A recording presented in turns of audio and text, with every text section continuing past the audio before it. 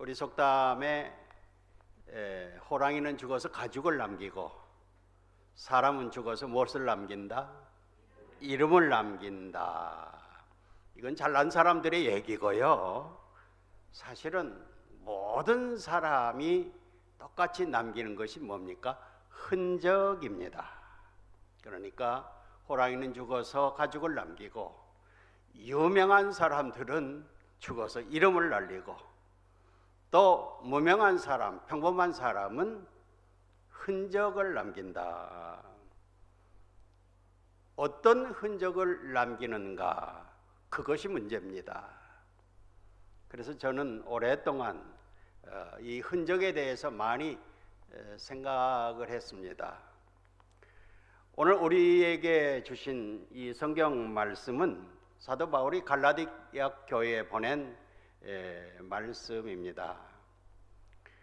그때 당시에 이 사도 바울에 대해서 긍정적인 생각을 가지고 있는 분들이 많이 있었지만 때로는 또 혹자들은 사도 바울에 대해서 부정적인 생각을 갖는 사람들이 많이 있었습니다.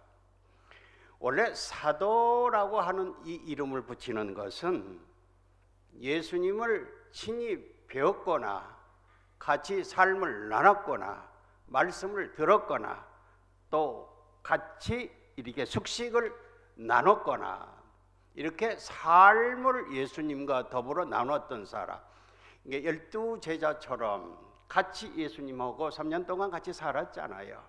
그런 사람들을 사도라고 했습니다. 그런데 사도 바울은 우리가 아는 것처럼 예수를 본 적도 없습니다. 만난 적도 없습니다. 아니, 예수님을 핍박했던 사람입니다. 그런데 다메섹 도상에서 주님을 만났지 않습니까? 사울아, 사울아, 내가 어디로 가느냐? 내가 다메섹으로 갑니다. 왜 가느냐? 예수 믿는 사람들을 잡아서 옥에 가두려고 갑니다. 그럴 때 밝은 빛으로 사울이 꼬꾸라지고 또 앞을 볼 수가 없는 그런 형편에 이릅니다. 주여, 니시오니까 나는 내가 핍박하는 예수다. 이때의 사도 바울은 예수님을 만난 겁니다. 그러고 삶이 변화. 그래서 예수님을 핍박하던 그 사도 바울이 이제 예수를 증거하는 특별히 이방인의 사도가 돼서 완전히 180도 그 삶이 바뀌어졌습니다. 그런데 이 사울에게는 좋지 않은 그런 이미지, 그런 환상, 그런 기억들이 많은 사람에게 있었다는 말씀입니다. 좋지 않은 흔적이 있었단 말입니다. 그걸 사도 바울이 자기 변명하는 것이, 변호하는 것이 오늘의 본문의 말씀이 되겠습니다. 우리는 그러나 압니다. 사도 바울이 얼마나 많은 고난 속에서 많은 흔적을 남겨놨는가 하는 사실을 말입니다. 고린도 교회에 보낸 편지 가운데 사도 바울의 고난의 목록들이 나옵니다. 예수의 흔적이라고 이야기할 수 있는 그 이야기들이 고린도 후서 11장 22절에서 27절의 말씀입니다. 화면에 나왔습니다. 우리 같이 봉독할까요? 그들이 히브리인이냐 나도 그러하며 그들이 이스라엘인이냐 나도 그러하며 그들이 아브라함의 후손이냐 나도 그러하며 그들이 그리스도의 일꾼이냐 정신없는 말을 하거니와 나는 더욱 그러하도다. 내가 수고를 넘치도록 하고 옥에 갇히기도 더 많이 하고 매도 수없이 맞고 여러 번 죽을 뻔하였으니 유대인에게 40에 하나 감한 매를 5번 맞았으며 3번 태장으로 맞고 1번 돌로 맞고 3번 파선하고 일주야를 깊은 바다에서 지냈으며 여러 번 여행하면서 강의 위험과 강도의 위험과 동족의 위험과 이방인의 위험과 시내의 위험과 광야의 위험과 바다의 위험과 거짓 형제 중에 위험을 당하고 또 수고하며 애쓰고 여러 번 자지 못하고 줄이며 목마르고 여러 번 굶고 춥고 헐벗었노라.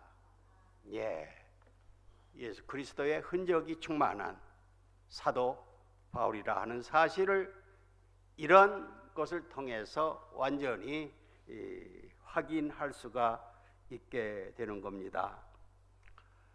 저는 전라북도 군산 출신이고 대대로 농사 짓는 가정에서 자랐습니다. 저희 교회는 금년에 창립 112주년이 됩니다. 농촌의 미자립교회가 돼서 담임 목사를 거의 못 모셨습니다. 어렸을 때부터 저는 저희 교회에 아주 훌륭한 장로님이 계셨습니다. 평양에서 숭실 전문을 나오시고 그리고 농촌 계몽을 위해서 재산을 다 바치시고 특별히 교회를 중심으로 해서 이렇게 사역하셨던 목회자 같은 활동을 하셨던 장로님이 저희 고향교회에 계셨습니다. 이분이 3.1 독립만세에 연루돼서 옥고를 치르셨고 여러 가지 고생을 많이 하셨습니다. 제 어린 기억에 이분이 설교 말씀 가운데 종종 이런 말씀을 하셨습니다. 내가 죽거든 내 몸에서 일본 제국자들의 고문의 흔적을 발견할 것이다. 용서는 하되 결코 잊어서는 아니 되느니라. 이것이 그 장로님의 평소의 말씀입니다. 그 말씀이 무슨 말씀인가? 진정한 뜻을 제가 잘 몰랐습니다. 그런데 이 장로님이 저희 장인 어른이 됐습니다. 고명따님이 계셨는데 그 딸을 제가 아내로 맞았습니다. 그래서 제가 하나밖에 없는 사위라 이 장로님이 돌아가셨을 때 마지막 임종을 제가 지켜드렸습니다. 그런데 그때 그분의 말씀이 무슨 뜻인지 알게 됐습니다. 그 숨을 거두는 그런 순간에 온 몸에서 매맞은 흔적, 고문받은 흔적들이 뱀의 허물처럼 새까맣게 돋아나는 그 흔적이 있더라는 말씀입니다. 그래서 제가 그 흔적을 지켜보면서 당신은 위대한 애국자요 하나님의 종이로소이다 이런 고백을 했습니다. 그리고 그러한 모습들이 제 삶의 하나의 지표가 됐습니다. 그래서 내가 평생을 이 흔적을 찾는 일을 그래서 만방에 알려서 우리가 작은 예수가 되어 사도 바울의 고백이 우리의 신앙 고백이 되어 그렇게 나라를 새롭게 만드는 일에 헌신을 하자. 그래서 제가 역사를 공부했고 그리고 첫 번째 신학을 공부하면서 쓴 논문이 토마스 목사의 순교입니다. 그 일에 제가 이 흔적을 찾아서 여러 가지 일들을 하고 있는데 최근에 제가 일했던 이 총회신문 이곳에서 이 주제로 글을 쓰게 해서 지난 봄부터 이 글을 연재하고 있습니다. 오늘 아침에도 이 보성읍 교회 그쪽에 가서 사역하는 한 장로님의 흔적을 제가 취재하고 왔습니다만은 이것은 두 번째 나갔던, 지난 4월에 나갔죠. 나갔던 기사인데 순천의 흔적입니다. 제가 순천에 한동안 등대 선교회 우리 임하식 목사님을 이사장님으로 모시고 저 뒤에 앉아 계시는 동북교회에, 순천 동북교회에 김수웅 장로님을 총무님으로 모시고 제가 회장님으로서 함께 우리가 셋이 트리오라고 그랬는데 등대 선교회 트리오 우리가 함께 사역을 했습니다. 이 지역에 등대 선교회를 통해서 과거에 남정로교 선교사님들이 활동했던 그 흔적을 찾는 일을 저희들이 했습니다. 우리 김수웅 장로님이 여러 차례 저한테 얘기했습니다. 저쪽 매곡동에 숲속의 작은 집이라고 하는 그런 별명이 붙은 집이 숲속에 있는데 그 집에 올라가는 계단에 아주 좋은 돌들이 깔려져 있는데 이 돌이 일제시대 일본 사람들이 신당으로 모셨던 신사가 있습니다. 그리고 또 우리 기독교 교인들, 목회자들까지 강요를 해서 신사 참배하도록 했습니다. 순천노회 목회자들이 전원 신사 참배를 반대해서 전원 옥고를 치렀던 그런 유명한 사건들이 있었습니다. 해방이 되니까 순천의 젊은이들이 그 신사를 때려 부셨습니다.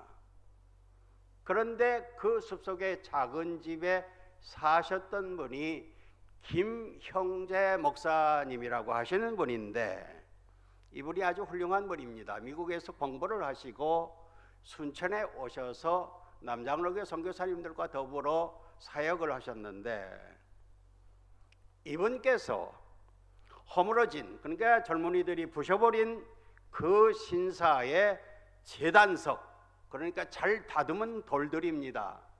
이 돌들을 챙겨가지고, 이 사진이 멀리서 잘 안 보입니다만 이 숲속의 집, 작은 집 올라가는 이 길에, 이 계단에 계단석을, 그러니까 일본 사람들이 아주 신성하게 여기는 그 돌들을 깔아놨습니다. 그 계단이 36계단입니다. 어떤 의미가 있는가? 36년 동안 우리를 핍박하고 압박하고 모질게 고문하고 그런 일본 사람들의 그 압제에 이제 보복하는, 그래서 그 사람들이 신성하게 여기는 그 돌을 계단에 깔아서 징근징근 밟고 오르내리는 그러한 의미가 있었다는 말씀입니다.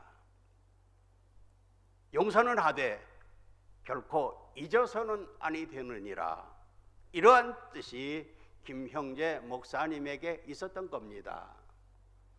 아마 순천 분들도 잘 모르실 겁니다. 그래서 제가 김수웅 장로님 그리고 임하식 목사님, 그 집에는 지금 이 순천대학교에 교수님으로 계시는 손주가 살고 있는데 또 바로 김영순 권사님 이웃입니다. 그래서 이 어른들을 앞세워서 가서 취재해서 이렇게 김수웅 장로님 사진까지 찍어서 보도를 했습니다. 이 신문 목사님이 갖고 계십니다. 한번 보시면은 좋겠다 생각을 합니다. 사랑하는 성도 여러분, 사도 바울의 고백처럼 내가 내 몸에 예수의 흔적을 지니었노라, 우리가 함께 봉독한 말씀처럼 많은 고난을 통해서 예수의 흔적을 분명히 사도 바울은 지녔습니다. 다시 말씀드립니다. 호랑이는 죽어서 가족을 남기고 유명한 사람들은 이름을 남깁니다. 그러나 평범한 우리 모두는 흔적을 남기고 갈 수밖에 없습니다. 문제는 어떤 흔적을 남기느냐? 예수 그리스도의 흔적을 남길 수 있기를 바랍니다. 예수님은 아무 죄 없으심에도 불구하고 우리를 구원하시기 위해서 대신 십자가를 지셨습니다. 예수님의 손에는 십자가를 지실 때 못 박히셨던 못자국이 남아 있습니다. 이것이 예수님의 흔적입니다. 헬라어 원문 성경은 이것을 스티그마라고 합니다. 그래서 이 흔적은 초대교회부터 예수 믿는 우리에게, 예수를 따라가는 주의 종들에게는 훈장 같은 것입니다. 이미 아시고 계시겠고 교회 기도 제목이 올라오셨겠습니다마는 이번에 제가 임하신 목사님 주선해 주셔서 볼리비아의 흔적을 찾아서 함께 10월 중순에 다녀오는 그런 일이 있습니다. 순천 출신으로 정은실 선교사님이 목사님입니다. 이분이 어린 새 아들 사모님과 더불어 남미의 볼리비아 땅에 가셔서 미국 남자교 선교사들이 이 순천 땅에서 하신 그대로 사역을 하셨습니다. 그래서 교회를 개척하고 또 병원을 세우고 그리고 또 학교를 세우고 이것이 아주 엄청난 지금 흔적으로 볼리비아에 남아져 있는 것입니다. 얼마 전에 나왔는데 우리 임 목사님 주선을 해주셔서 제가 취재를 했습니다. 그런데 정은실 목사님께서 이 보도를 보시고는 나의 사역의 흔적도 현장에 오셔서 한번 담아서 이 신문에 보도를 해 주시면 안 되겠느냐. 그래서 여러 말씀을 서로 나눴습니다. 그런데 이 정은실 선교사님이 임 목사님과 저를 같이 불러주셔서 이번에 가게 되는 그런 일이 있습니다. 갔다 와서는 12월에 이 신문에 특집으로, 연말 특집으로 상중하 3주에 걸쳐서 대대적으로 보도할 그런 계획을 갖고 이번에 떠납니다. 기도해 주시기를 바랍니다. 또 특별히 새 아드님 12살 또 5살, 3살 아주 어린 것들 데리고 갔는데 장남 정치현 목사, 이 세 아들이 다 목사가 되고 의사가 됐는데 장남이 이번에 기독교 민주당이라는 야당의 대통령 후보로 지명이 돼서 지금 10월 20일에 선거를 그 나라가 하게 된답니다. 한국교회가 이미 기도를 시작을 했고 한국의 매스미디어들이 보도를 시작을 했습니다. 여러분도 이미 기도를 세게 하실 것 같고 우리 임 목사님이 한국의 연락 총책으로 이 일을 지금 열심히 하고 있습니다. 이번에 그 일정에 우리가 맞춰서 10월 현장 취재를 하고 그리고 10월 말경에 우리가 돌아올 것입니다. 특별히 기도 부탁을 드립니다. 다시 말씀합니다. 호랑이는 죽어서 가족을 남깁니다. 유명한 사람은 죽어서 이름을 남깁니다. 평범한 많은 우리는 흔적을 남깁니다. 어떠한 흔적을 남길 것인가? 사도 바울의 신앙 고백이 우리 모두의 신앙 고백 될 수 있기를 간절히 바랍니다. 내가 내 몸에 예수의 흔적을 지니 얻노라. 이러한 축복이